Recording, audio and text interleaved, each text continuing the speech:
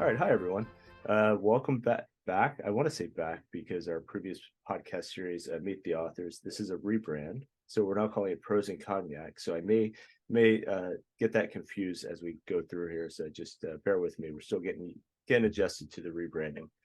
Today we're talking to Chris Frey, who writes under the pen name of Raymond Parish.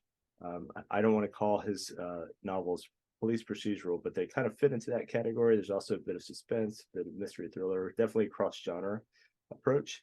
Hi, Chris. Welcome to the podcast. Thanks so much, Andrew. Really pleased to be here. Appreciate the invitation. Sure. I understand we did a little bit of chatting offline before, and I understand that there's I'm curious about something very specific. You mentioned that your career has been in mental health, and I'm curious about that overlap, and because your main character also seems to be in mental health in this this Hank Anderson series that you're working on.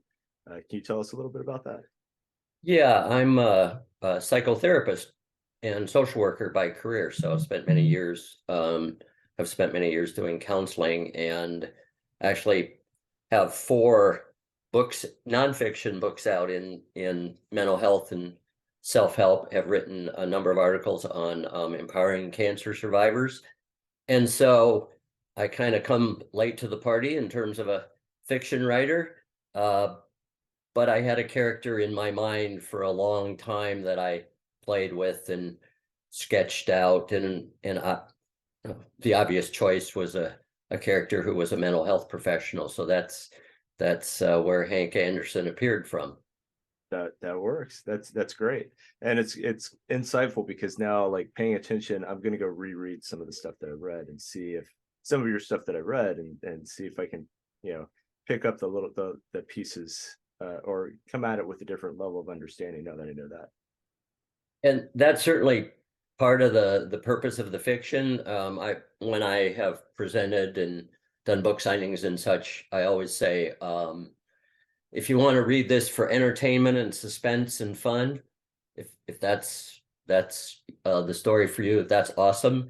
You have the opportunity to kind of go a bit to another level if you so choose, and hear slices of life around relationships and trauma and mental health and diversity. So I hope it kind of operates at several different levels without being heavy-handed or too specific to the mental health field. I could see that. Yeah, and that's interesting.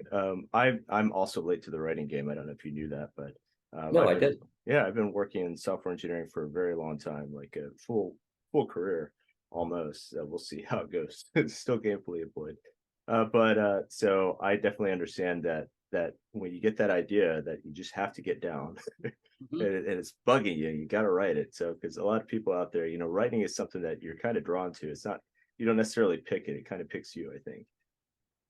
Yeah, and I really learned to write as a social worker. I learned to write by writing reports and real concrete, specific kind of things, which became more creative over time. So it really has been a kind of a slow developmental process. It took me a long time to believe that I could do more than play with fiction, that perhaps I had developed a bit of a skill set and I could really tell an interesting story in addition to coming from a more of a fact-based place. So sure. Well, you definitely nailed that, I think, because just your most recent one, The Mighty Shall Fall, that one,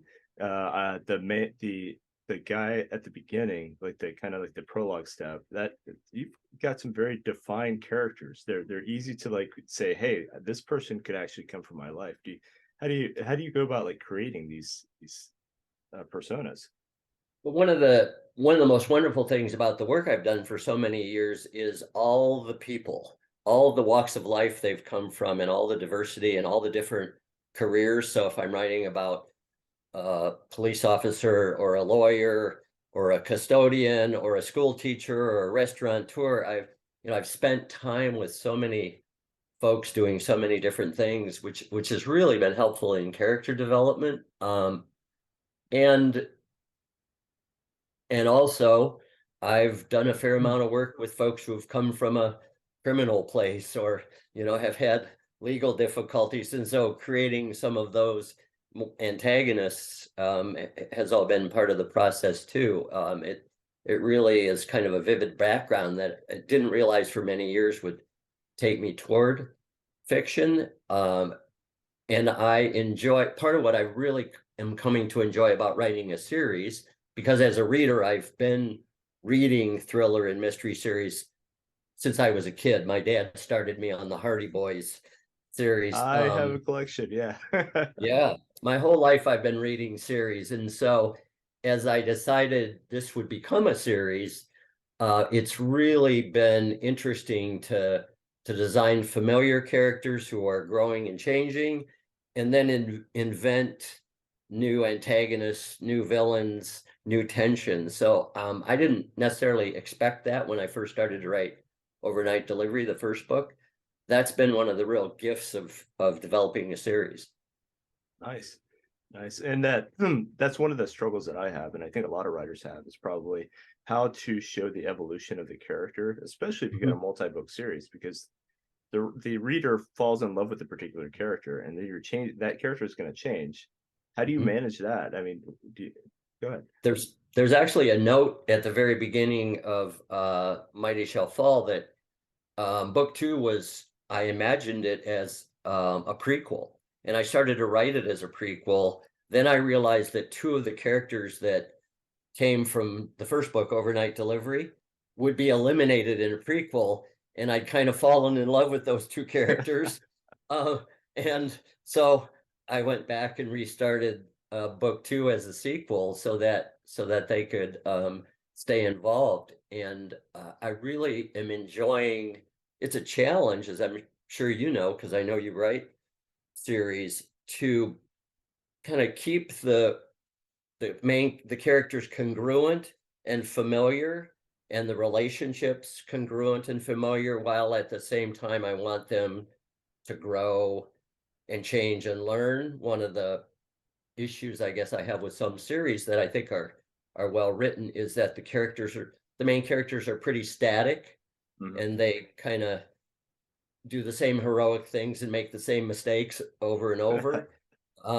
There's some of that with Hank and Phil and well, the style of writing has a definitely lends itself to that. Like a lot of my favorite series are in that like police procedural mystery type of genre, and in those you get that strong protagonist that carries you through all the episodes. So Yes. yeah, I can see that. And I want folks to kind of, being a therapist, I'm a relationship guy too, so I want folks to see kind of the deepening of the relationships. And I'm sure you find this from writing series, I would guess, interested in knowing that it's fun to kind of be able to develop backstories more and deepen maybe the reader's relationships with different favorite characters. I'm real curious how you go about that.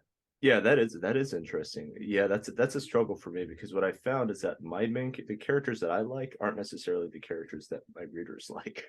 Because I always like the like really dark and like almost kind of basket case type of character, but it turns out readers don't always want to read about that type of person. Yeah, it's a mixture. I did maybe you have too, that movie villains are always more popular with children than the heroes, because they're flamboyant and colorful and interesting and dark. But I find that too, that characters that an example, I got some feedback that several people really like a character by the name of Major Sunderman, who's a Iowa Highway State Patrol officer. And she is a character that was not in book 1, but is in book 2. And a lot of folks, she's a significant character, but not a main character. A lot of folks just love her. That I've gotten feedback, they love that characterization. So I started to, as I've been writing book 3, I started living with how can I build Major Sunderman into book 3, because I had no intention of doing that. She was a standalone. Right. So Yeah, it's been fun and challenging. that's good.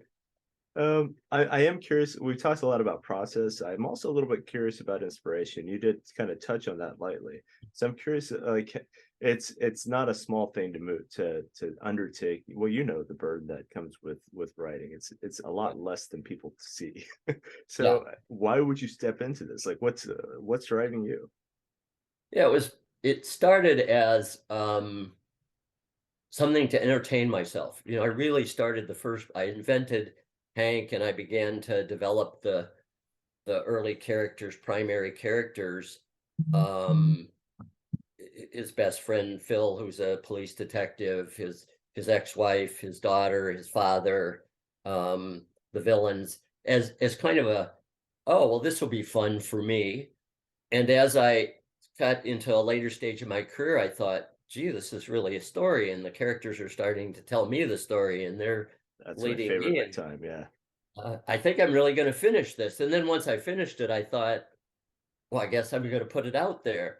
And then I put it out there and was, oh, I guess I'm going to write another one. So it's kind of like I got in the river and on in a canoe and put the paddle in the boat, and the current started to carry me along.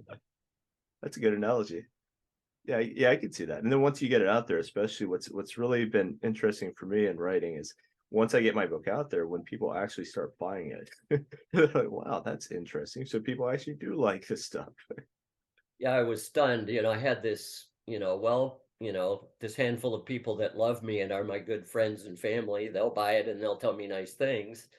And then folks I didn't know started buying, and reviews from people I didn't know have been fairly positive, many very positive. And that's, as I'm sure for you, that's a real confidence builder to stay in the process. That is, I find that every single time I put a book out, I still get that. I'm still insecure. And that first review that comes back positive, like, yes, maybe I do know what I'm doing after all.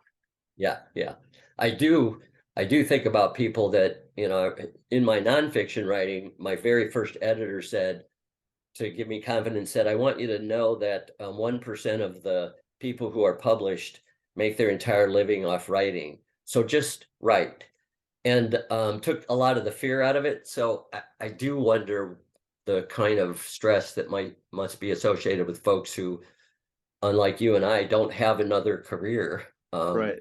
It's a bonus to write as a side gig. And I agree. I mean, I think we'd be doing it anyway, so it's nice Mhm. to have the capability of getting that stuff out there. Right. And I can continue to write nonfiction as I write fiction. So I really like kind of moving back and forth. Um, and they really do. I think nonfiction taught me structure. And then I got to, I really believe my psychotherapy career really taught me creativity. So they come together in the fiction. Really, that's interesting. Can you explain that a little bit more? I'm curious. Yeah. My therapy career really has been doing counseling, but it's also always been doing retreats and workshops and seminars and teaching. I teach a course called The New Retirement at Washington University in St. Louis, and so I've always seen my work as a combination of art and science. There's an argument in the field: is it science? My son's a physicist, so he says it's a soft science. That doesn't quite count, Dad. And and art, and I have never wanted to lose the art of it. So I really feel like the art developed and kind of helped move me, and the teaching has a Okay. performance art to it. So it Right. kind of fed into the writing, I believe. That's interesting that you say that teaching has a performance art to it. I can, now that you mention, I can absolutely see that. You know, I so was you get, go ahead. go ahead. No, go ahead. Oh, I was just gonna say, so you've got, so you're working on your next novel. Just want to bring it back a little bit. Yeah. And is this in the same series? Is this is this ending a trilogy, or what are your thoughts? What's going on with that? I'm not sure exactly. It might be a trilogy. Then I just finished the first draft of the third Hank Anderson book. It's called The Last Step. And one of the things I've done is the first book is really Hank is always the main character, but that story is built around his dilemma and his crisis. The second book is built around a crisis for Phil Evans, the detective friend of his. And this book is built around a crisis for his mentor and business partner, Dennis Greenberg. And so as I've moved along, I knew I had three stories in me. And Right. so it might be a trilogy. As I've written, I've with some help from some family, I've come up with a fourth idea that may or may not fit as a Hank Anderson story. So I might be doing something different. At this point, it seems like it's a trilogy.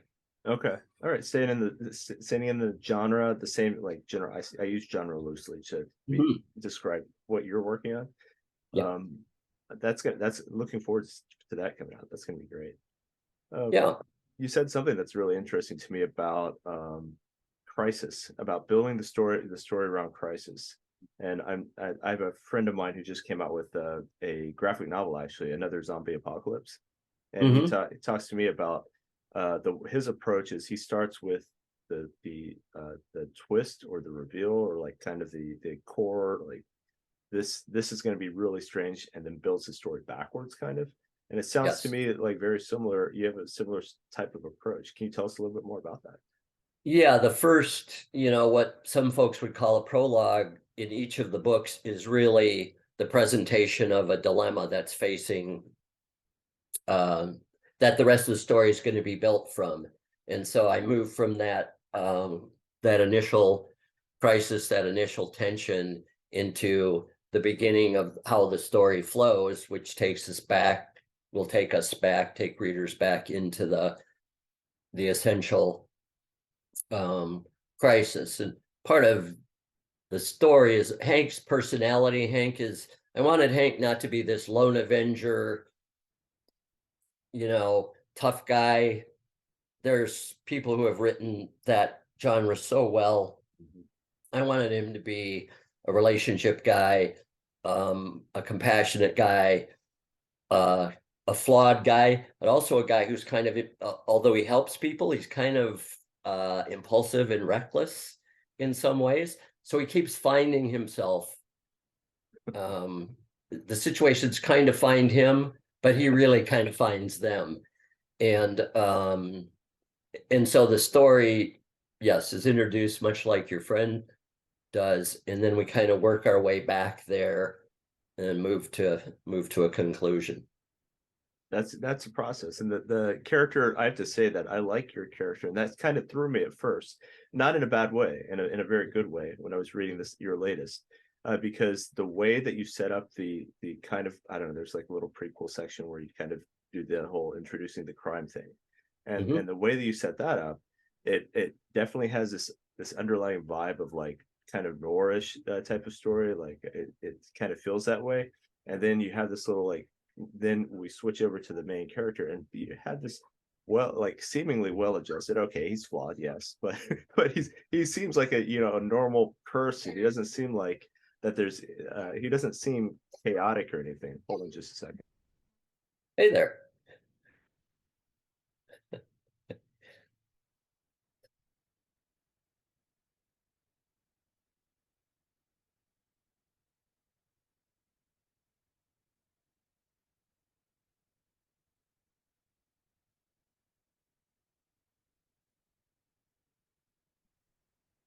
Okay, sorry about that. Who Yeah, do we have as our guest?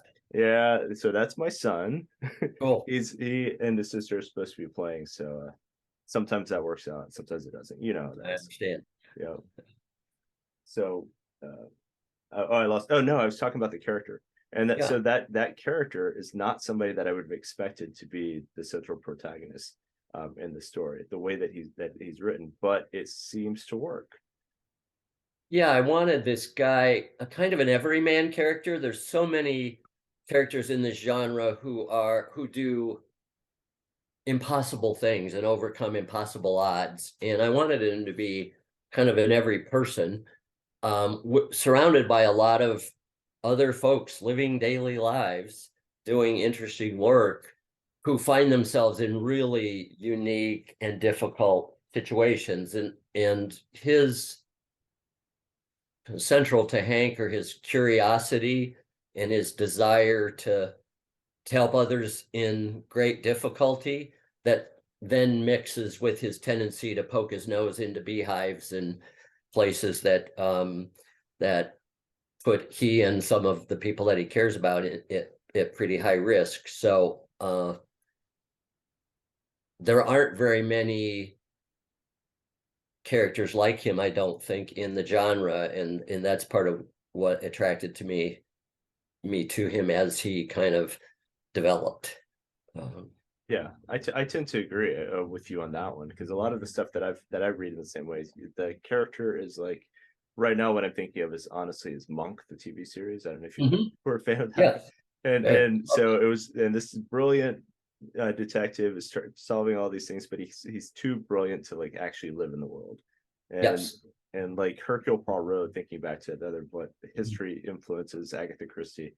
It's just he's like, oh, he's great in the stories, but would you ever really want to hang out with him in real life? Probably.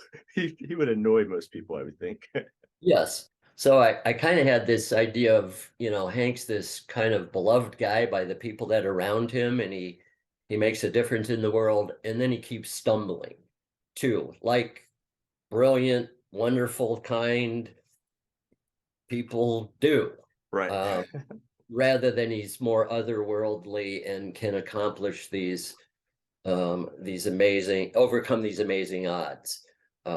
So as I've written, of course, as you mentioned, I had no idea whether other people would be attracted to that kind of character. I just knew I was. Right. So that's what I wrote. Good. I think it's great. I love having, I love real characters, and because I write sci-fi, at what but our listeners, some of our listeners may not, and I tend to go that same way. I prefer characters like somebody, actually one of my publicists, I momentary publicist, I was trying out an idea, said, talk to me about that, and he asked me, why are my characters always like, I don't have like heroes that are going off and conquering the empire. I don't, that's not the type of story I'm trying to tell. I want to talk, Right. because in the future civilizations, and even in our own civilization, we have a lot of people, most people are just trying to get through their lives, and Right. they're disrupted by all these things, some of which are in their control and some of which aren't. And that seems like where you're at.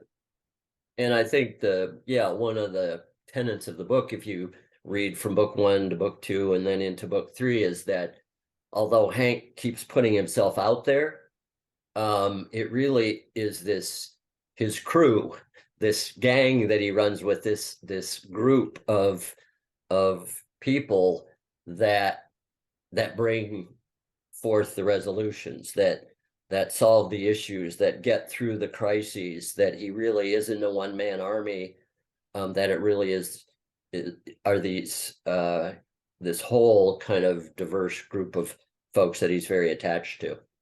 That's great. That's great. I think that's fantastic. I can't wait to get to the next one. I do have some questions. We're at about our halfway mark. Sure. So this is where we kind of change the topic a little bit, and really we can talk about whatever we want to. It doesn't necessarily have to be specifically writing. Okay. I do have a question that is specifically writing, because it's been a hot topic lately. Artificial intelligence as applied to writing. Yes. So there are a lot of very strong feelings in very many different directions. What's your take? Are we out of a job in 10 years? Well, it's really interesting. I've had the chance to actually talk with folks. I have a son of a close friend who is makes movie shorts and is a photographer, and he and I have talked about how AI is affecting movies and creation of photography and paintings. I mentioned my son's a physicist. He does machine learning, so very much. So I've had conversations with a couple of young men much younger than me who know a great deal more than me.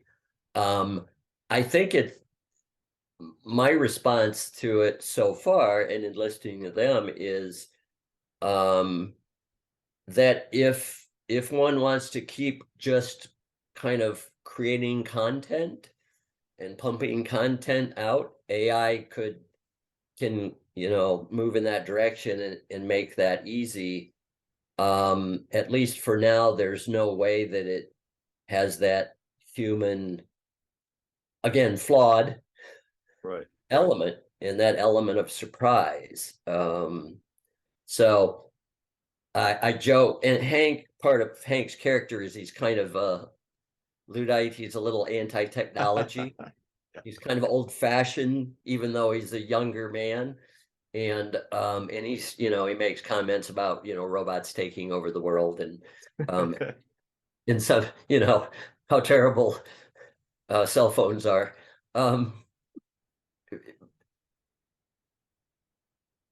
It doesn't so much scare me in the creative process. It even has come into the psychotherapy field where there's been discussion, can pre-programmed kind of mental health replace therapists? And the general discussion is you can get lots of good mental health information from lots of different sources and meditation apps and writings and books, but there's really no substitute for face-to-face conversation and interaction and relationship at some point.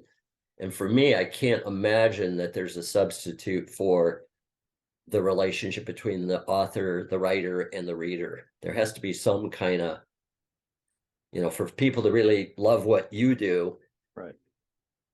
they have to have an interest in your process, I would think. That's a good point. Yeah, and I find that I can kind of agree. I think that as I like, I'll give an example just because I'm having trouble putting this into words. The new novel that I've read recently, The Knife of Never Letting Go, which I would never have picked up on my own. It's not that it's a bad, it's just in a genre I don't typically read. It is sci-fi, but it's kind of got a huge like undercurrent of horror going on there. Not horror / thriller. It's just a weird mix up, but in a cool way.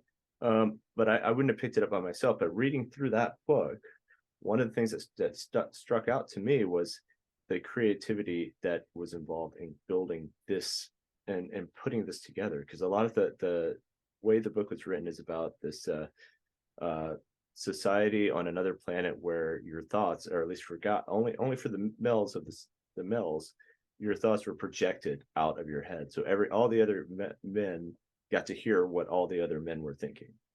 And so some people adjusted by learning to think of things, like kind of layer their thinking, so that they had some thoughts that were more prominent than others. But it was an exploration of how that impacted society.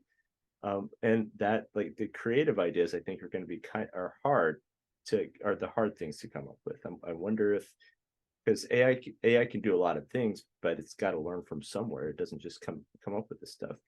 But if as we've been talking, if you want to develop, one of the things I found about the Hardy Boy series that we talked about was that I didn't know till much later that there were many writers of the Hardy Boys book, not one writer, even though there's one author's name on it. It was a pen name for a lot of people. Well, that was a formula. So I guess if someone writes from a formula and creates a formula, AI maybe can be transferred in. If you want your characters to learn and grow and change and develop and be more interesting, it has some pretty huge limitations. Right. And a lot of that, yeah, because AI can, like, we have the 3 act story, right? And we've got there are other different types of formulas, but usually the 3 act story is king. in entertainment, not just in movies as well as written fiction. I'm seeing a lot more books that are kind of at least a lot of the ones that I consider more interesting are kind of falling outside of that formula. And Yes. I wonder, and so I can easily see like AI can get good enough to write a 3-act story over and over again, and different 3-act stories, and have you have your build up, and then you have your breaking point, and then you have your muddling middle and all that stuff. I think AI could figure that out. I think it's going to be hard to come up with stories that are less traditional. I think I mentioned this on social media before. I'm not sure if it was you and I talking, or me and somebody else, but it could. But I think that it's definitely going to push us outside of our comfort zones. Yes. Yeah. I think it almost, some of the kind of books about writing by writers that have been the most meaningful to me are the ones that say, here are the rules of writing unless you decide not to follow them. And so those are really helpful because they, I get some I've gotten information and structure and a background because I don't have a master's degree in creative writing. But also it gives this permission, and some of the best books I've read, fiction and nonfiction, are folks who step outside of those guidelines and do, Cormac McCarthy, who, changed everything about punctuation and capitalization and all that stuff. And just one huge example. For me, that's part of the fun of the process. And I'm only going to write as long, it can be hard and challenging and difficult, but I'm also only going to write as long as I'm being entertained and enjoying the process. I can see that. I mean, if you're not being entertained, how are you going to entertain anybody? Right. But it's a great question. And it has, listening to these scientists that I know, I can see how it has a tremendous application in moving fields forward in a rapid way that are more hard science, but very different than the creative process, I think. Yeah.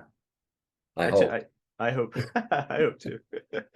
At some point. I mean, it's interesting because from a technology perspective, I see it as there's definitely a lot of, and alluding to what you were talking about earlier, there's definitely a lot of low-hanging fruit that I can see that can be picked off by AI.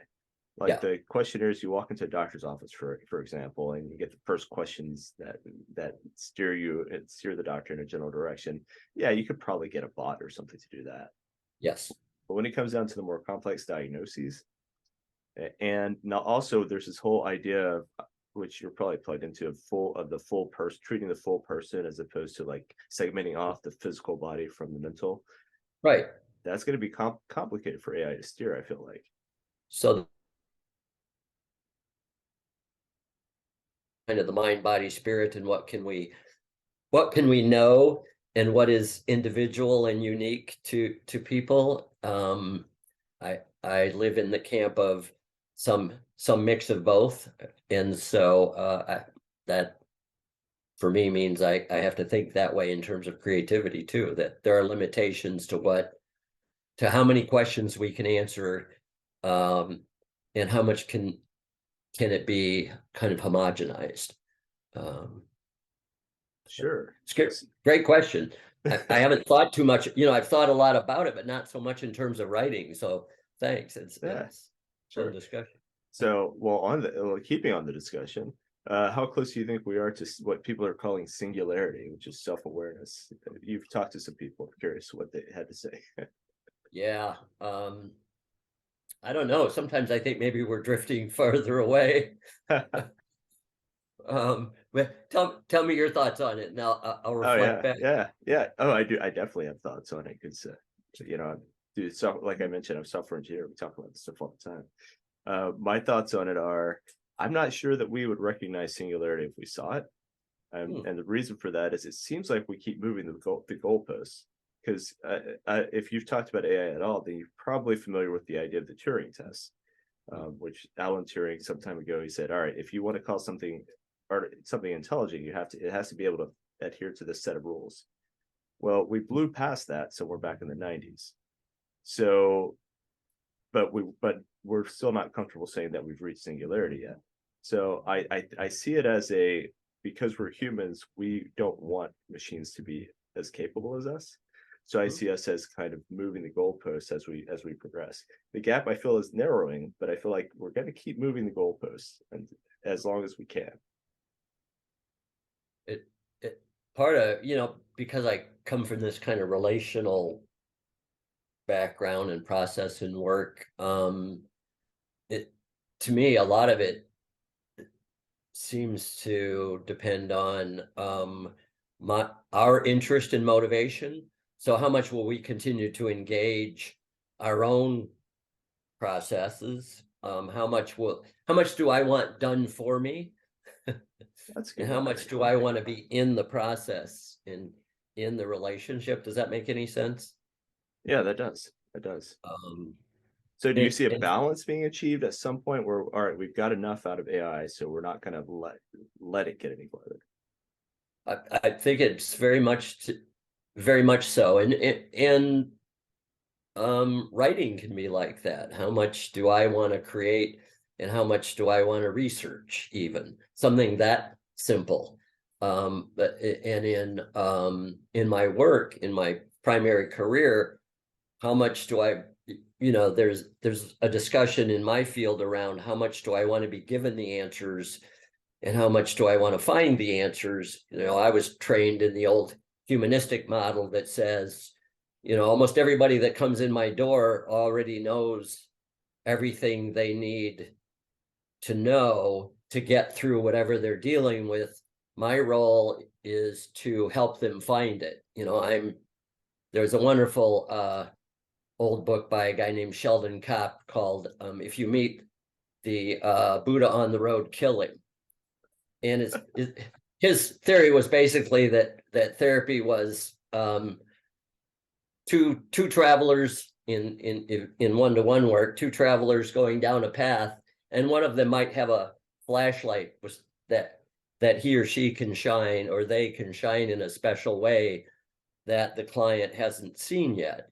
And so that's kind of what I live from, which makes it kind of empowers us with the idea that I wouldn't just turn it all over to another force, no matter how brilliant if that makes any sense. That does make sense, because I think or at least what I'm hearing is AI is a good supplement, but we don't want to turn over control, even on a personal level. It's not useful to turn over control, because at some point, part of that answer is has to come from the people. It can't come from outside of that. And from either some folks would call it your unique experience, or the sameness of experience, the collective unconscious, the sameness of experience from generation to generation. You're a science fiction writer. I am not, but the scariest science fiction for me are some of those stories about folks where pain and pleasure and life and relationship is all taken care of by some outside force, and then there's some rebel who pushes back against that. That was a popular kind of genre, I think, in the 60s, that rebellion against the greater outside force. Yep. And I think it's an underlying current. Like I'm thinking right now, I'm thinking Wall-E, if you've seen that animated film, and Equilibrium is kind of got that vein to it. And in fact, like Hunger Games is kind of not Hunger Games. It's a different one. But I see that vein still continue. It's not as prevalent as it has been. Go ahead. I didn't mean to interrupt. No, that's great. Yeah, it's really, you have far more expertise from a writing standpoint in this topic than I do. So I'm really curious about what you have to say. Oh, thanks. Yeah, I love I live in sci-fi, and I just like Logan's Run and all that stuff, and like 1984 is a good one, but I think Logan's Run is kind of more along the vein of what you were talking about. Yes. That stuff is scary, but to me there's also the counterpart, the opposite of that, which is where it's the tendency to rebel against a society that really isn't that bad. And yet the individual finds himself in the position of rebelling against the society anyway. And that can be, that's an interesting. What are your thoughts on that concept? Yeah, I think in some ways, probably even in my fiction writing, if you read Hank, that's kind of where he lives. He lives in this day-to-day world, as you kind of mentioned. He has these unique characteristics. He finds himself, pushing against. He finds himself stepping into new territory, finds himself taking risks. But he's not someone who lives outside the culture or outside the society or outside a certain kind of outside of a community. He's my series is set in the Midwest, so that certainly has some kind of stereotypical connotations to it for some folks. So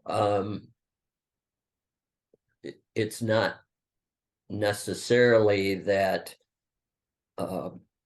you have to be a lone wolf or a lone rebel to develop and grow and change and impact. That's interesting. I think that's good. Generally good advice. I'm thinking back to, like, I had a friend way back when I first began my writing journey, and the people that come out went to your mind when you first start thinking about, like, all right, authors. You think about people like Ernest Hemingway. You think about people like, I'll just stick with Ernest Hemingway for now, but there's a list of Virginia Woolf. There's a list of authors that didn't necessarily fit into society and were not able to correctly, or not, I don't want to say correctly, not able to I guess exist within the society that they were writing about. And this person that I was talking to was also an author, and they said, yeah, that's not impressive. I'm not as impressed with Hemingway, because it's easy to do something if you're selfish about it, but it's harder to do something when you have these other things, that, like, living a decent life and treating people around you with respect. It's a lot harder to do that and to produce than it is to shut everything out and produce. I don't know, that's just something that popped in my head. Yeah, I feel like I've lived a life of adventure. I've done interesting things, been interesting places, been with lots of interesting people, and taken a certain number of risks and had adventures. And I also live within a family and a community and a friendship group and a field that, has some real kind of guidelines and a code, if you will. So I believe that it's possible to integrate that and still, push against certain norms and step out and take risks, whatever your field, including a writer. And I really wanted to portray that in the writing. I hope that comes through, that it's possible to be kind of counterculture and live within. I think it does come through, and I think it comes through very quickly. Once you get involved, once you start caring about the main character, which is very easy to do, very likable character, so great job there. Then it's clear that it's not going to be one of those the other former type of novels that we've talked about. It's going to be something different, and in a very good way, I think. And even my nonfiction writing is like that. I wrote a book on empowering cancer survivors in my real name, and it's very much about family and survivor-driven treatment, partnership, and engagement, which at the time I wrote it was kind of revolutionary in the field of cancer care, rather than patient, which was patient receives care from a care team. And so again, there's my belief that you can kind of push the boundaries and still have boundaries. Right. Yeah, that's a succinct way of saying it, I think. So this question's been on my mind for the entirety here. Would you consider yourself to be more a pantser? I'm changing it a little bit. More a pantser or a plotter? Which direction do you go? Yeah, definitely. I started the first book with a main character and a couple other character ideas, and a premise, and I started writing. And I knew so little about the right or wrong way to do things, I believe, that I just wrote from what fit for me. By the time I understood the process better, I was already pretty far into it. Um, it I like it, I like it, and it's a challenge. The part I like the characters kind of telling me the Yeah. story and leading me places, and things happen, and I really feel like the story starts to tell me ways to move and ways to go. The challenge is, and this is where my early readers are so helpful. Um, Invariably, when I give a draft to one of my readers, they'll point out at least two plot holes that I didn't fill in my eagerness to follow the story. So Yes. I think there's a lot, for me, there's a lot more going back and making sure the sequence fits. One of the things I do, and I can't tell you exactly how this came to me, but the books, all three books are written, the chapters are days of the week. Hmm. So it's written in a contained, everything happens in a fairly contained amount of time. Um, Partly inspired actually by a movie called Detroit, which was a movie about that took place in Detroit during some of the riots, and this very compact and incredibly tense evening that happens. So because I write by days of the week, the sequence has to flow and fit. The Right. timing has to flow and fit. And so invariably I have to go, I get someplace and go, oops, well, now that doesn't work. Yep. On rewrites, I do a fair amount of moving back and forth. I'm doing that right now. My latest book, which is called Human Pride. There's an extremist organization that is entirely pro-human, and then you've got genetically altered clones, and you've got androids coexisting in this universe. So that book came back, and my main characters starts off in college and ends up like running an organization, like a kind of a resistance type of organization. And Mm. then the editor is like, well, that's nice, but how did what happened in the middle? Because I had the Right. beginning and I had the end, but the middle, I got distracted. I was writing about, but I don't know what I was doing, honestly. But yeah, so I got some work to do. I know exactly what you're talking about.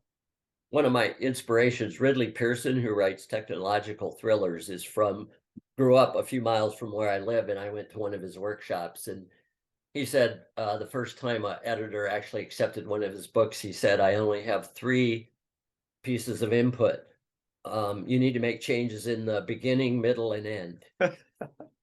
And so that was very inspirational for me. It gave me permission to struggle with this whole sequencing, because I thought maybe I should become that guy that plotted and outlined, and Mhm.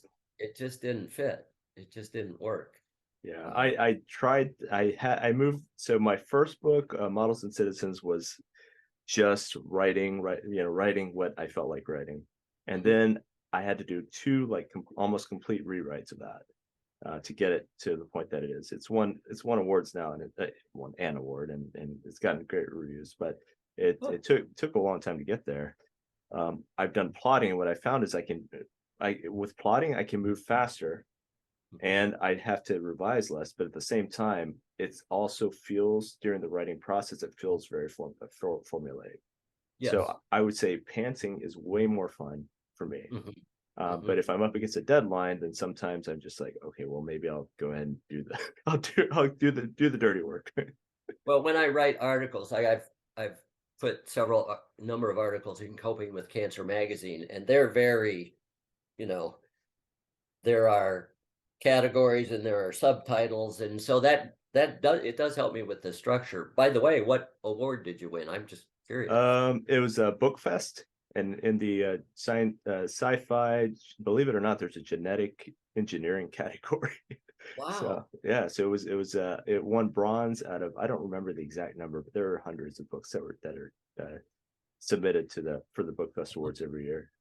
So I That's didn't fabulous. I didn't expect to win. I submit books to all kinds of contests all the time, and this is the one that I've won. So That's very cool. I've not done that. I've not submitted, so that's really cool. yeah, I took it on advice from a friend of mine. Actually, they mentioned that, focus on the local area, build up your relationships there. Also, it helps your credibility if you win these different awards, if you have awards under your belt. So Absolutely. I was like, Award-winning authors. right? It's a good byline. All right. Well, we've been going on for about an hour now. So, any last words that you want to pass on to our? I guess just if you want to find my books, should I do a promo? Yeah, please do. Yep. Easy to find on Amazon, online at Barnes and Noble, Books a Million, those three. If you happen to be in the St. Louis area, stop at Dunaway Books or Spine Bookstore and Cafe, very cool indie bookstores. You can order the series from pretty much any indie bookstore, which is where that's where I put my focus. Being indie authors, I think that makes sense. it's a good idea for us to support indie bookstores. Okay. This is we're interviewing Chris Frey, who writes as Raymond Parish. Don't miss the Hank Anderson series. The one that I read is The Mighty Shall Fall. I didn't start at the beginning like I probably should, but you know what? Now that I'm already into it, I feel like I kind of have to. So I will be. And be on the lookout for the next one. The Last Step, I think, is what you called it. Yes. Yep. All right. Cool. Great. Thanks for the insights. It's been a terrific conversation. I really appreciate it. Really fun conversation, Andrew. Good luck with your work. Thank you. Same for you. All right. Have a good weekend.